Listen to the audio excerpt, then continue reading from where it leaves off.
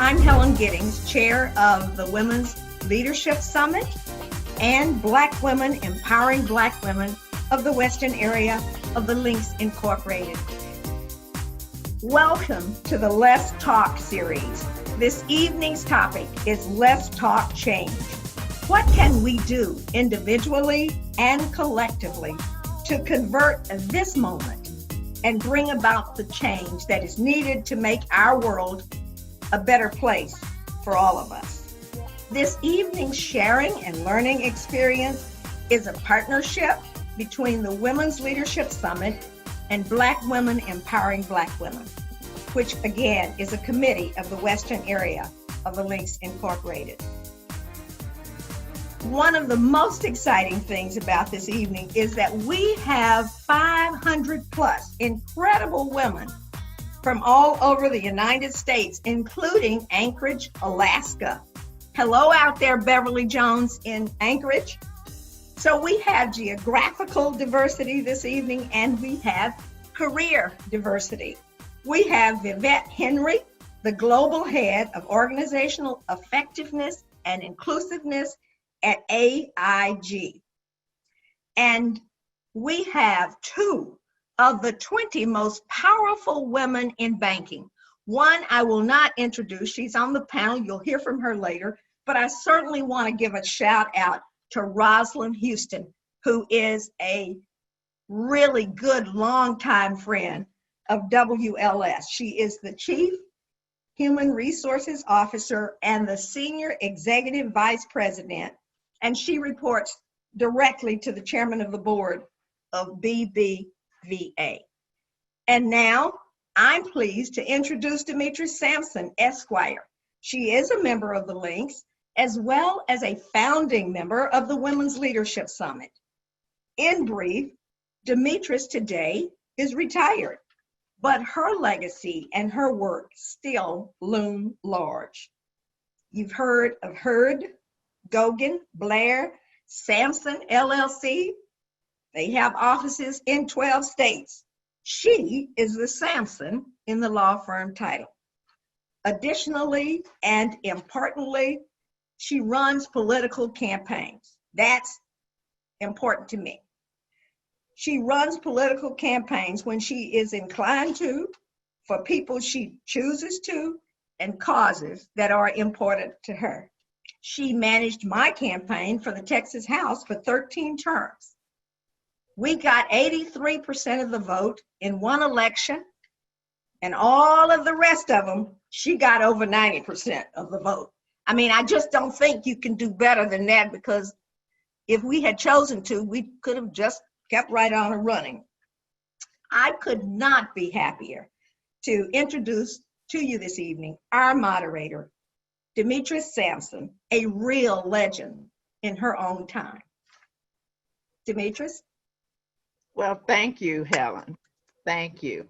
And good evening to all of you who are joining us on this webinar. We are here to talk about change with two of corporate America's most successful titans. And they are sisters, or let's just say they are sisters. Brilliant in their accomplishments and bold in their actions. Now, I know when you signed up for this webinar, you probably read their bios. So we know that Thasunda Brown Duckett is Chief Executive Officer of Chase Consumer Banking.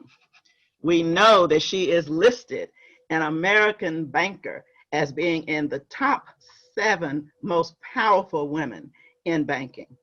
We know that she oversees a banking network with over 800 billion with a B in deposits and investments, over 4,900 branches, over 48,000 employees. And just for some reference, that's about the size of Cedar Hill, Texas.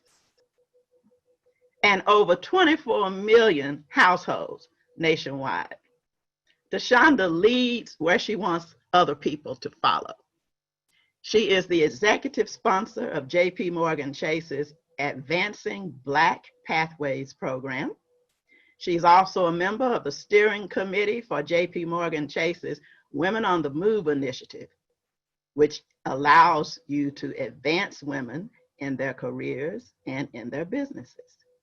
Thasunda sits on the board of directors of Nike Inc. I did not stutter when I said it. She sits on the board of Nike Inc. and on the board of Robert F. Kennedy Human Rights. She is from Texas, y'all.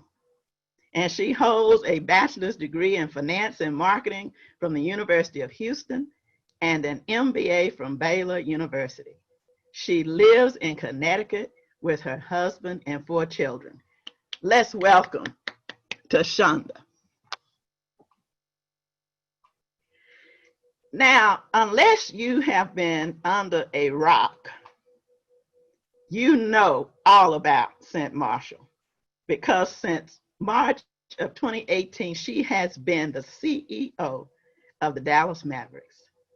Cynt has been a dynamic force for inclusion and diversity within the Mavericks organization. And I think it is fair to say that she is blazing a trail like no one else has blazed for the Mavericks and with the Mavericks. Cynt had a 36-year career with AT&T. She served as Senior Vice President of Human Resources and Chief Diversity Officer at AT&T. And before that, she was the chair of the North Carolina State Chamber of Commerce and the president of AT&T's North Carolina. Now, just in case you didn't know, she graduated from the University of California, Berkeley with degrees with an S in business administration and human resources management.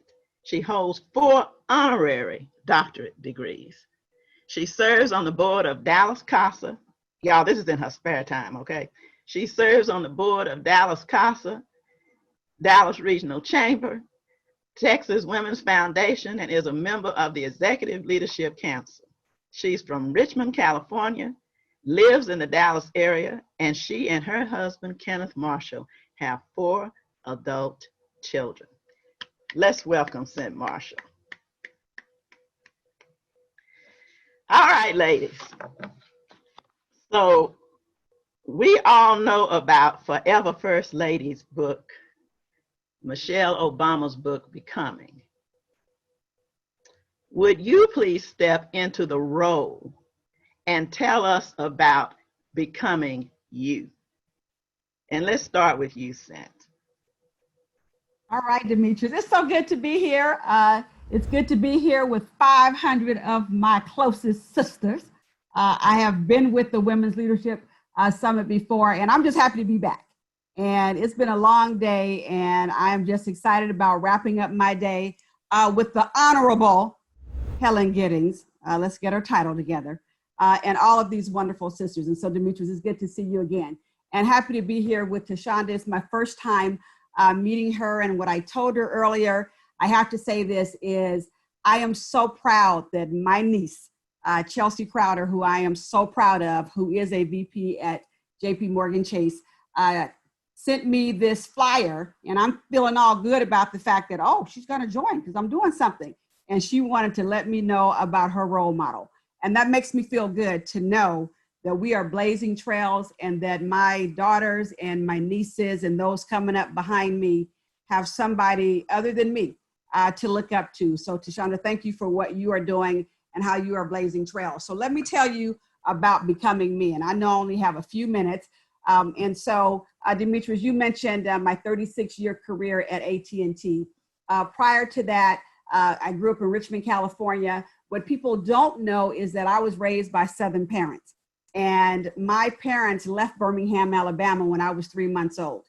And so when you hear about the 16th Street Baptist Church, where the 4 girls lost their lives, that was my mother's church. And so there's not a day that goes by where I don't think about those 4 girls and the sacrifices they made so that I can do what I can do. And so my mother's 4 girls and her 2 boys can do what they're doing. So I was blessed, grew up in a public housing project.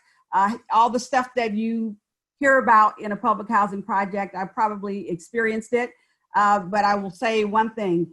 My mother put 2 books in my hands at an early age, a math book in one hand and a Bible in the other, and said, if you keep your head in these books, you will make it out. And of course, I didn't know what out was at the time, but out meant out of poverty, out of being poor, and just out of the situation in the projects. So got a great education at Berkeley, was the first of many things, the first African-American cheerleader at Berkeley, so go Bears. The first to join white sorority there. So it was me and my 120 white girlfriends, and that was quite a cultural experience.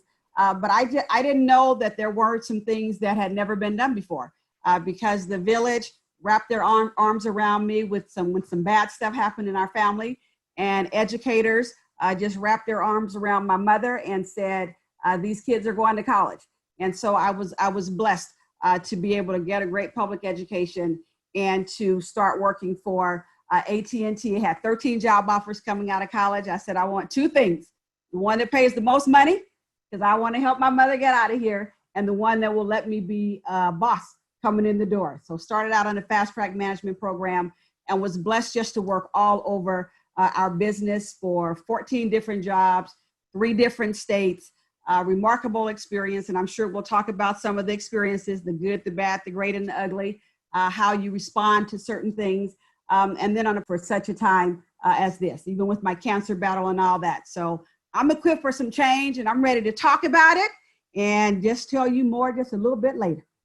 That's who I am. I'm just Cynt, and I'm equipped for such a time as this. And you know you have to love it, because you are truly heavenly sent, Cynt Marshall. Yes, heaven sent. We're gonna have a good time. I love it. Thasunda, how about you? Gosh. Well, first of all, let me just tell you that the sisterhood, as Miss Cynt said, is real. And to be in everyone's presence. I mean, Demetrius, you gave me a shout out that gave me chills, okay? I was like, is that me? Is that me? And to be in the presence of the Honorable Helen Giddings, you are a trailblazer. And Cynt, oh my goodness, for someone who loves sports, loves basketball, let me tell you what you all represent. I am on the shoulders of giants. And each and every one of you 3 ladies represent exactly that. And so I would be remiss to not just start off with gratitude. And so when you ask me who I am, first and foremost, I am a child of God. Amen. When you ask me who I am the daughter of Otis and Rosie Brown. I am the daughter of a man who grew up in Louisiana, a mother who grew up in Alabama, a father who worked for over 40 years in a warehouse, but taught me to reach for the moon, because even if I miss, I would be among the stars. A mother who is a retired educator in Dallas, who taught me character and that my faith is my anchor. And so when I think about who I am and all of these rented titles, you see, we rent our titles, we own our character. Hey. I have to go back to Otis and Rosie Brown. I am fortunate enough to have 2 amazing brothers who really are my heroes, my cheerleaders, the ones who have my back before I was able to be introduced to my amazing husband. I am not just a daughter, I am a mother to 4 children in every scenario. My bonus son, you see, I don't believe in stepchildren. You walk on steps. He is my bonus. He is additive to my life. I was fortunate enough to birth 2 children, Madison and Miles. And Cynt, it was always on my spirit since I was a little girl to adopt, and I don't know why. And then I happened to marry someone who's adopted. And we adopted my little baby, my cherry on top, Mackenzie. And so when I think about the power of sisterhood and the power of motherhood, motherhood comes in so many forms. It's about love. And so many of us are mothers, whether we're aunties as mothers, mothers at work, mothers through adoption, mothers through standing in the gap. The motherhood is real. I am also, like you said, a CEO. I'm on the board of Nike, all those things. But let me tell you what I'm very passionate about and why I think this conversation is needed and necessary. First of all, when I think about my purpose is to inspire others. And so when I think about my path, I want everyone to know that it's the everyday people who really changed my life. You see, Inroads was my disruptor. Without Inroads, I would not be here. And Inroads was presented to me by a woman and man named Mr. and Miss Patterson. Had they not told me about this program, I would not be here. So the power of information, the power of someone telling you something can change the course of your life. The other thing that I would say is through my journey at the University of Houston, and I think about the sisterhood and being the first Black regent at the University of Houston, being on the student program board when it was time to lobby for financial aid, but also joining Delta Sigma Theta sorority and understanding the power of sisterhood and that it still is here. And it's in all organizations as you mature. It's all of us. And then when I think about who I am and this path to inspire others, it's making sure that I can be seen and making sure that I represent all of who I am unapologetically, whether that's with my hair blow-dyed straight, whether it's natural or with twists or braids. That is who we are, and it is all beautiful and it is all enough. And so what I hope we all walk away from this dialogue, anchored in my purpose, which is to inspire others, is to know that our voice is necessary and required. To know that we may be the onlys in so many rooms, but we have to make sure that people see us. Because I want, especially in a moment like this, I want everyone to know that as Mr. Paul Lawrence Dunbar said, we wear the mask. We are taking the mask off. And it is hard, and it is gut-wrenching, and it makes the tears come to the front of our face. But it is required because I don't want my son to feel this pain in corporate America. I don't want my daughter to feel the pain in corporate America, or to feel the barriers of entrepreneurship, or to feel the impact or lack thereof. And so I am looking forward to this conversation. It is anchored in my becoming, which is every day I am becoming, which is anchored in my purpose to inspire others and to make impact and to know that we are on the shoulders of giants. Well, ladies, you have some of those giant shoulders yourselves. You know, they say power is no good unless you use it. If you don't use it, you will lose it. We are in a transformational time right now, what can be a transformational time. We have that opportunity. And you know, there's a lot of discussion going on now. Some of it is constructive, some of it is emotional.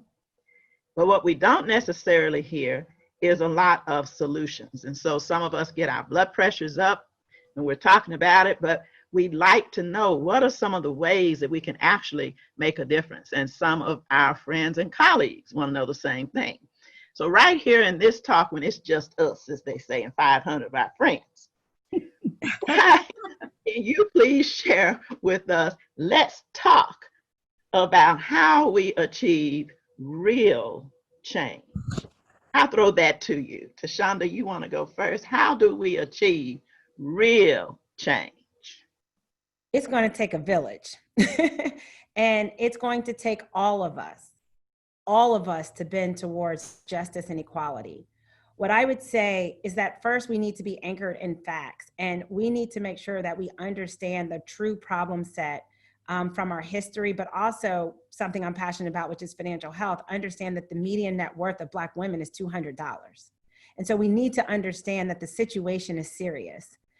And so what do we have to do? I think that we have to sustain this momentum and ensure that it bends towards meaningful change. You see, the young people have done the work.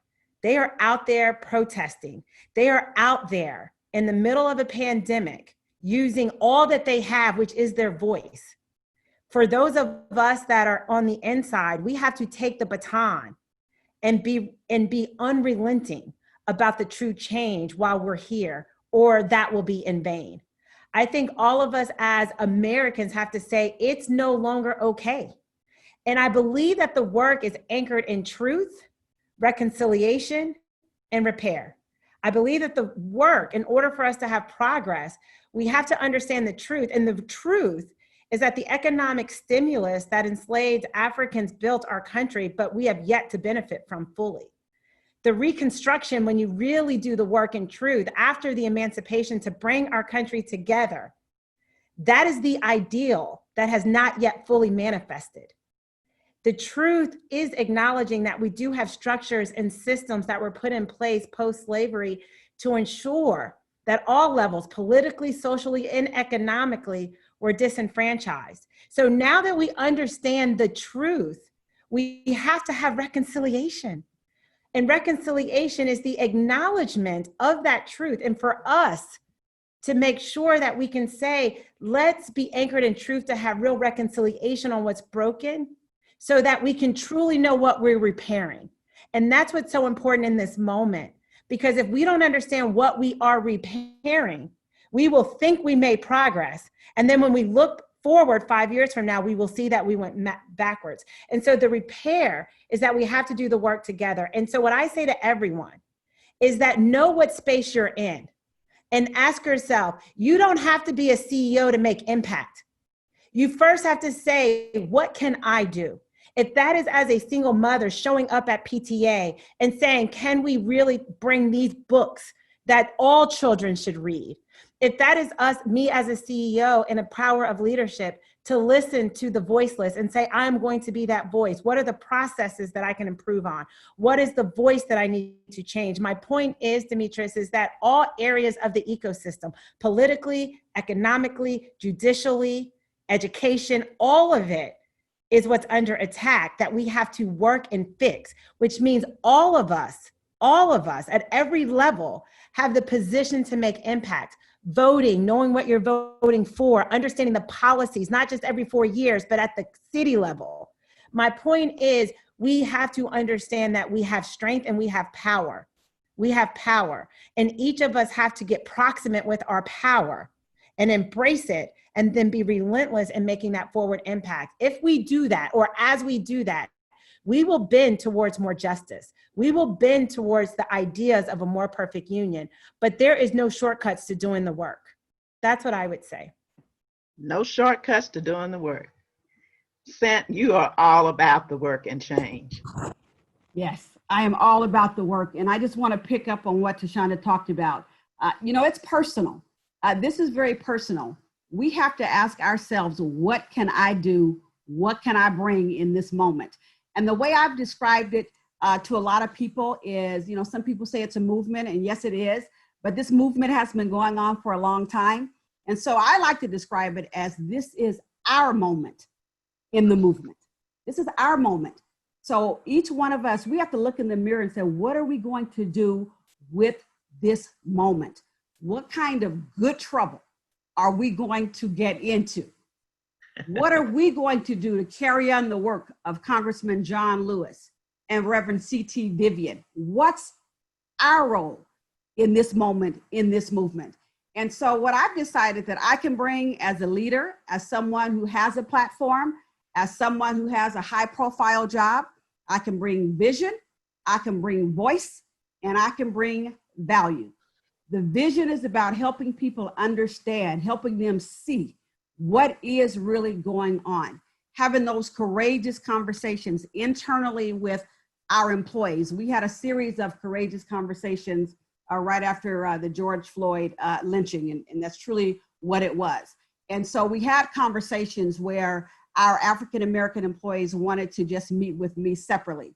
And then on a Friday, then the following Monday, we had a conversation with our leadership team. My staff meeting was 2 hours of the African-American men on my leadership team telling their stories to everybody else. People crying, people really trying to understand, because there are some things people don't see. And then there's sometimes they do see it, but they don't want to see it. My job is to bring that vision, to make sure people see it. And so one thing led to another. We ended up having a big conversation with the entire organization, and it led to a big, courageous conversation with the community. Practice social distancing, 200 people, diverse backgrounds, and we called it Listen, Learn, Unite. In the position that I'm in, I was able to get my team together and say, let's put this on for the community. And here's what I love about it. We had 3 different conversations. The first one was called Reactions, and it was a panel of brothers, and including one of our white international players who just wanted to express himself. They let the whole crowd know what their experience is like being a Black man in this country, and their reactions to the George Floyd situation, their reactions when they are racially profiled. And it was an eye-opener for some people that in 2020, this kind of stuff is still going on. The second conversation was called Welcome to My World, where we had everybody experience and talk about stereotypes and things that they go through on a regular basis. And then I had 20 of our African-American employees actually tell their stories to the people in this circle. And it just really sparked dialogue. But the third one was my favorite, and it gets at what Thasunda was talking about. You really have to know what we're trying to change. Yes, this is about police brutality. It's also about more than that. And so this was called Where Do We Go From Here? And we had 6 people, 6 leaders in the Dallas area that lead the actual systems that undergird systemic racism and oppression in this country. So we had Dallas County Judge who heads up public policy. We had the head of our education system, Dr. Michael Hinojosa, our superintendent. We had one of the leaders of our child welfare system.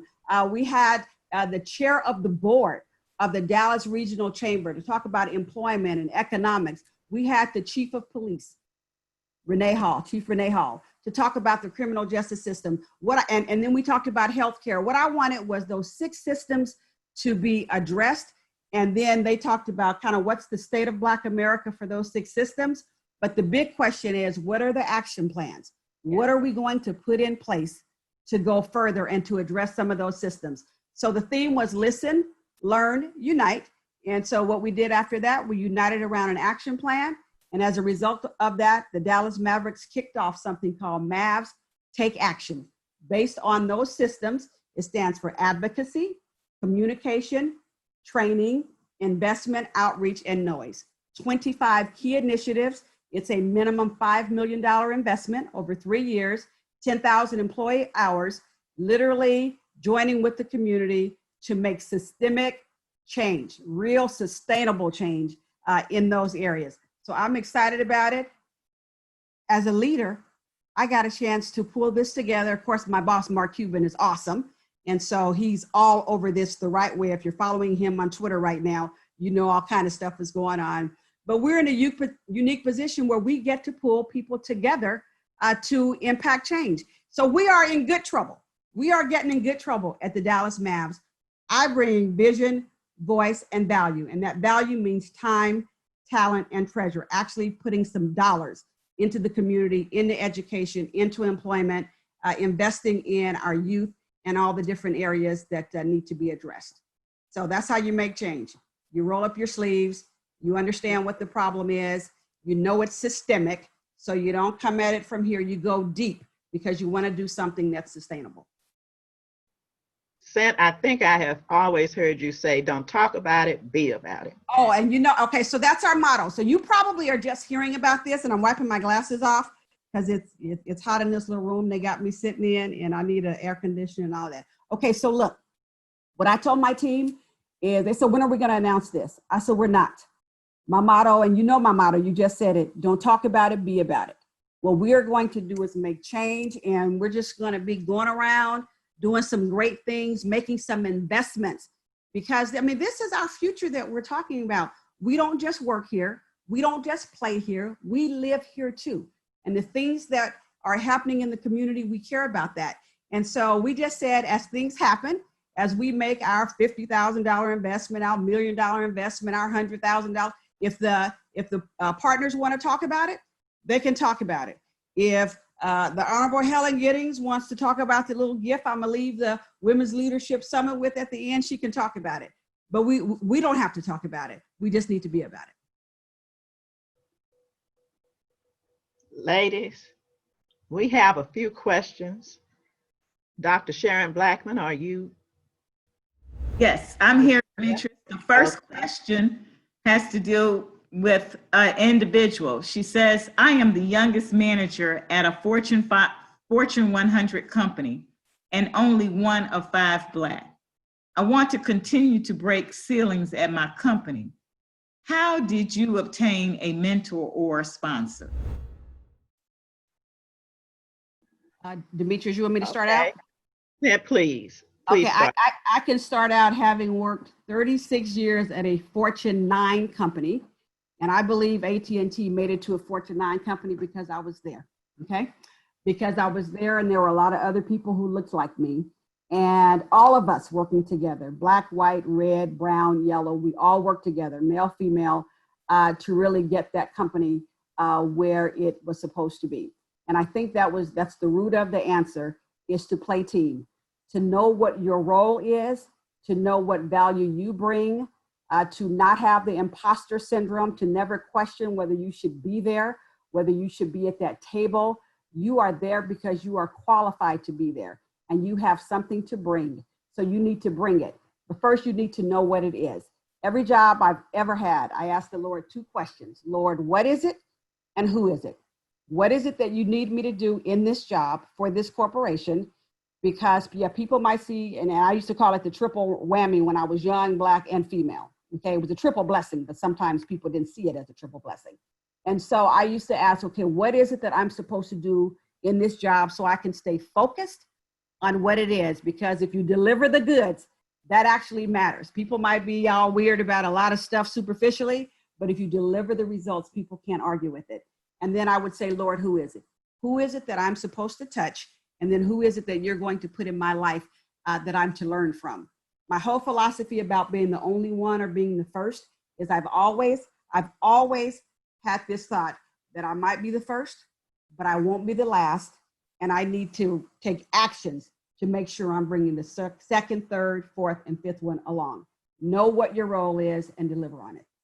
And if I could just add to that, which is check, I would drop the following. Know that you are worthy and deserving, which is what Cynt was saying. You have to know that, because if not, you will be seeking that from everyone, and no one can give you that but yourself. So know that you are worthy and deserving to be in that position. And you may be the only, but you are not alone. And this is what, I said even at the Fortune Women's Summit. When you see that young Black girl or that young Latin girl or any girl that's different, then it's our job to stand in the gap to say, and so I'm saying it to you, you may be in the room where you are the only, but let me tell you that there are 500 women or 499 women on this call. That means that you are not in the room by yourself. We are with you, and you have examples that transcend the 4 walls of your organization, so that you know that you don't have to be the only for long. Secondly, know your brand. You have to know your brand, because your brand is what can be transferable. You absolutely have to do the work, as Cynt said, and let's not be fooled. You have to do the work sometimes that no one can deny. Not just your what, but your how. So when you do the work, make sure you are showing up in your how you do the work, because your how is what people can see. Oh, she can do this over here too. Next, I would just say you have to engage. And so sometimes when we're the only, or we're young, or all these things that are in our head and we're doing these mental gymnastics, we tend to lean back, but we need to lean all the way in. All the way in, your unapologetic self. And lastly, when you ask the question about mentors, and this is something I'm very passionate about, mentorship is all around you. You just have to open up your eyes and see it. Because I learned from my admin. I learned from the people below me, the people aside from me, and the people above me. And if we're honest, most of your learning is not from the person in the C-suite 8 levels up. It's what's in front of you. So make sure you're not skipping over all that mentoring, waiting to get on a CEO schedule, because you may have missed what you need to understand in order to get to that next job.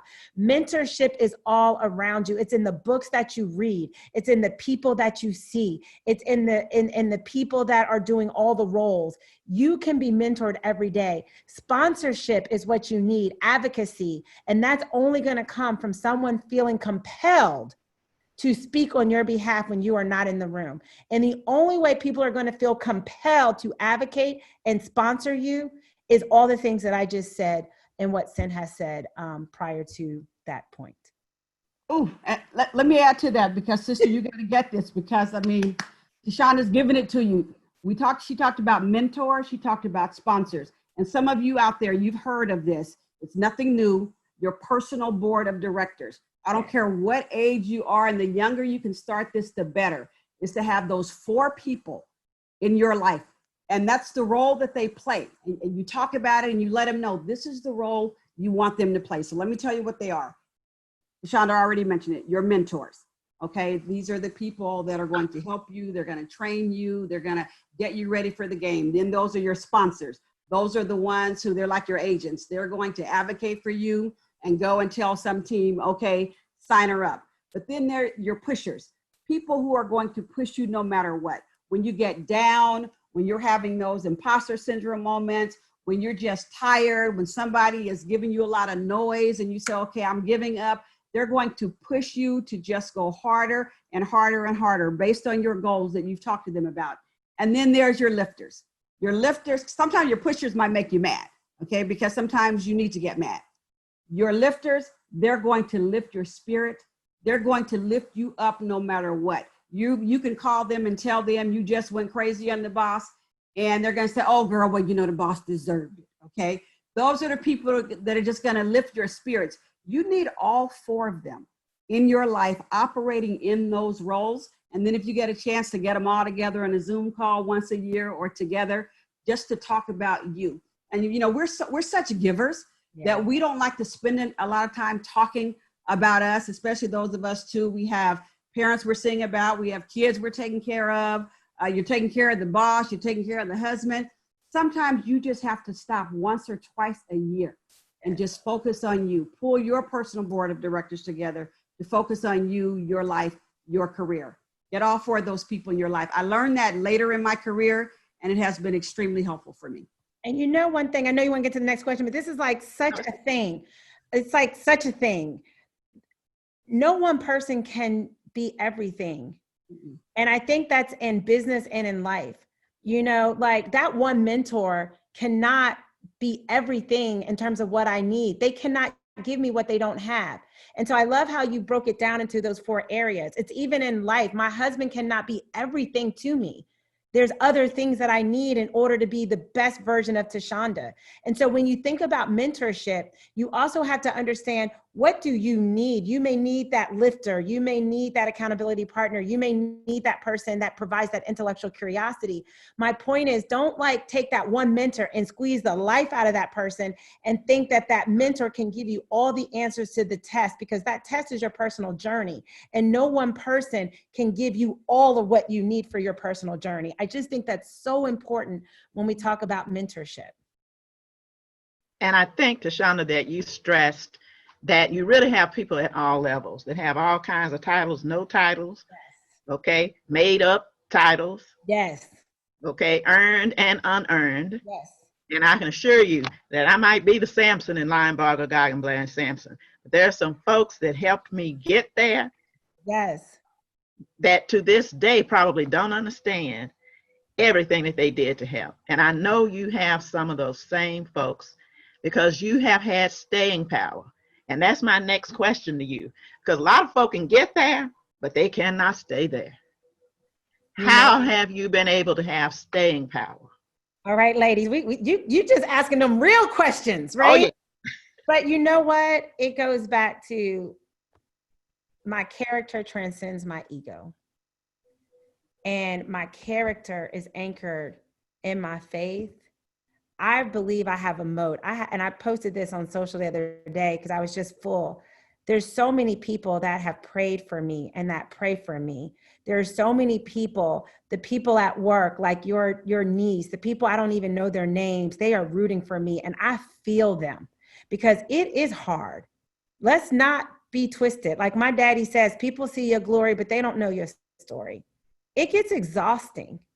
And I have to give myself permission that says, you know what, in this environment, leading the people through a pandemic, leading through racial, social unrest, talking to my own kids, pouring on myself, crying a river, it's exhausting. So staying power is anchored for me in my faith. Staying power is anchored in me being unapologetic, the best version of Thasunda. You can stay when you're real. It's hard. You can't keep them lashes on when they fake forever. You got to take them off because they're not real.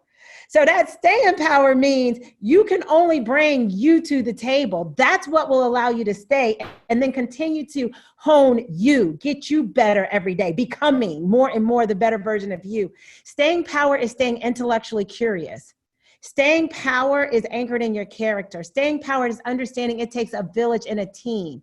Staying power means that you see everyone, Black, white, gay, straight, CEO, the person in the mailroom. You have a knack to see everyone because you never know when that staying power comes from that person that's sweeping your floor at the end of the night, that says something to you that makes you stay that extra 30 minutes to get the work done. So staying power to me is all of those things. And lastly, for me, my staying power is anchored in my purpose. My purpose is to inspire others and to make impact. And however that manifests, I am here to stay because I know my voice is necessary and required. And no matter what rented format it may take place. That's staying power for me. I love it. And Demetrius, I'm just going to just jump in and add to that because Thasunda got me fired up talking about authenticity. And so my staying power for me is based on my values. And I have a set of values. It's 9 that are just unmovable for me. And I talk a lot about values and the fact that Roy Disney, who was Walt Disney's older brother, made a comment one time. He said, it's easy to make decisions when you know what your values are. It's easier to get through things when you know what your values are. My mother taught us that it's not where you live, it's how you live.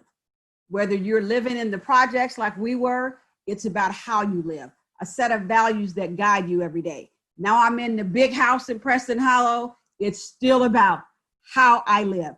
And so I'm just gonna rattle them off for you real quick. A lot of you know these because you've heard me talk about them. It's respect, hashtag be nice to people. I don't care if it's the security guard when you're walking in, because that security guard can tell you a whole lot of stuff. If you wanna know if that boss left the building or who's coming in and out, they can tell you. Security guard needs to be your friend, okay? Authenticity, hashtag do you. And I have to tell some of these people who I know, do you to a point, okay? Some of that stuff you have to leave in the car, all right? Faith, keep him first. I got my prayer closet that gives me staying power. When Mark Cuban asked me about this job, I told him after I met with him, I said, I need to go home and pray about it. And he just looked at me. I said, yeah, I got to get in my prayer closet. I have a brand. I got to make sure I'm not getting ready to tarnish my brand. I have to go and see what the Lord says. I had just written a blog about impact. I have to see if this is where he wants me to have impact. So faith, hashtag keep him first. Integrity, hashtag speak the truth. There will be so many times, I know I've had times in my career where it would have just been easy to do the wrong thing or to go a different way or to tell a little white lie. No, integrity matters. Speak the truth. Fun, take time to celebrate. I'm all about fun. Y'all know me, I like my music. I'm surprised I just haven't struck up with Ain't No Mountain High Enough for something right here. I love to have fun. And I think it comes from the days when I couldn't have fun. And so now I know that laughter really is like medicine. I like to have a good time. Teamwork, I learned that in college. Hashtag no man is an island, no woman is an island. The next one is fairness. Hashtag remember every voice matters. The next one is action. Hashtag be about it. And the last one is family. And ladies, this is something I really want to get across. Hashtag know your crystal balls from your rubber balls. Crystal are things that drop, they shatter, they never come back. There are some things in our lives, we can't drop them. You have to decide what they are and set your priorities. Rubber balls, they bounce back. And so much of what we're trying to juggle every day and we get stressed out about really is rubber. It'll bounce back, but there's some stuff really that's crystal. And if we drop it, we'll shatter it. So those are my 9 values. I practice them in my life. I practice them, I call them values-based leadership. 6 of them ended up being the values for the Dallas Mavericks to help us transform. And that's what gives me staying power. I don't move from this. I am rooted, I'm stuck in these 9. You know what I love about what you just said? It's like there's 3 things I tell people we should never compromise. And for me, that's my health, my family, and my character. And so that goes back to those values. And then I love the crystal ball, rubber ball, because like this whole work-life balance thing is a false narrative. I said, the S on the chest is not superwoman, it's spent. When I was trying to do this work-life balance, that means this side had to balance off to this side. And I was taking an L every day because I was getting up at 5:30 and I wasn't getting home until 9:30. And I just was like, I'm not balancing. And so I shifted my thinking to what I call live your life like a diversified portfolio. And I tell everyone, write down everything that matters to you, everything. My sisterhood, my being a daughter, a sister, a philanthropist, and allocate, because the truth is you only have 100%. And so the reality is my children do not get 100% of me. They probably have like a 30% allocation. But when you really allocate everything, then when I show up as a mother, I give them 100% of me within that 30% allocation, because I know I can't wait. I tell ladies, sometimes you got to short the stock. You're in these relationships, like you got to short it. But here's my point. If you put everything that matters to you, just like your investment portfolio, you will have volatility. The markets will go up and down. You can't control that. You may have to reallocate. When my father got diagnosed with cancer, I had to shift my allocation for being a daughter. But here's the point. If you live your life like a diversified portfolio, like any financial advisor will tell you, over time, you will outperform this thing called life. So in a moment, I may not feel like I'm the best mother when I'm planning for investor day and earnings and I'm traveling in that moment. But I know over time, I'm a really good mom. I may not be the best executive in this particular moment, or I made a misstep, but over time, I know I'm a great executive. My point is, and I think it's so important for the sisterhood to understand that, over time, you will outperform this thing called life, because everything that matters to you is in your portfolio. And when you really live your life like a portfolio, you are really clear on how you spend your time. You get strength to say no because you know you're over allocated. I'm over allocated in my mentorship sector. Everyone's having these demands. I have to say no because I've hit my allocation. Because if I say one more yes, I'm going to impact my motherhood allocation. So that's something I just really wanted to share, Demetrius, when we're talking to the sisterhood about this work-life balance. The S on the chest was spent for me. I had to shift it to diversification so that everything that brings me joy is in my portfolio. And therefore, I am living my best life, even as I deal with the volatility of life. Amen, sister. And that's what I call it. I call it integration. Yes. You just integrate, but it starts with what you said. You have to know what's important to you, not to somebody else. What is important to you? And then I love this diversified portfolio. I might make some shifts tonight. You know, we ought to be able to say, can the church say amen? Amen. Amen. I think that you have truly preached to us and taught us. Now, let's see, Dr. Sharon. We have a few more minutes. Do you have one other question? Yes, you can have one other question. I think it's an interesting question. We have a ton of questions here, ladies, and everybody will need to understand that we will try to get back to them. But there's an interesting question here that says, what are the key characteristics of the white female ally that you have found most impactful in your business industry role right now? And that's from the UK. Our white female allies? Yes. Well, and I'll just start, Tashana, you pick it up. And I have a bunch of allies. I have white female, white men. Here's what's common is we can be who we are with each other. I'm not trying to change them. They're not trying to change me. So we share a common purpose. Our passions might be different, but in the workplace or on the boards, wherever we are, we share a common purpose. And we realize that we all have a role to play. And people who are allies to me, they listen. They try to learn and understand my space, what it's about. And that's what we're experiencing right now.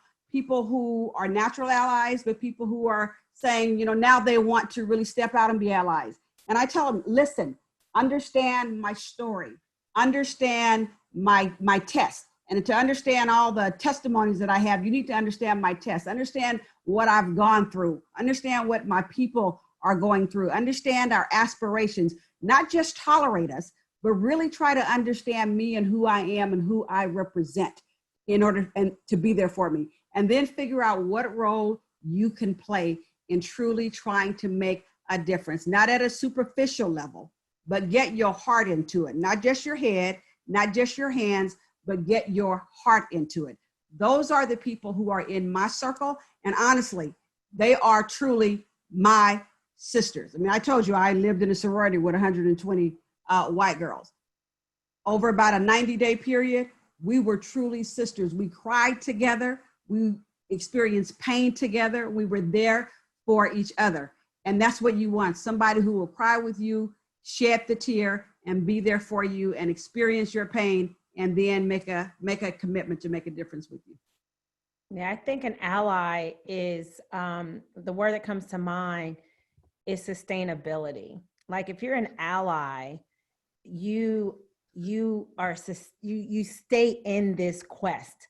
You stay in this quest because you may not fully understand it, but because you are my ally, you say, I feel you.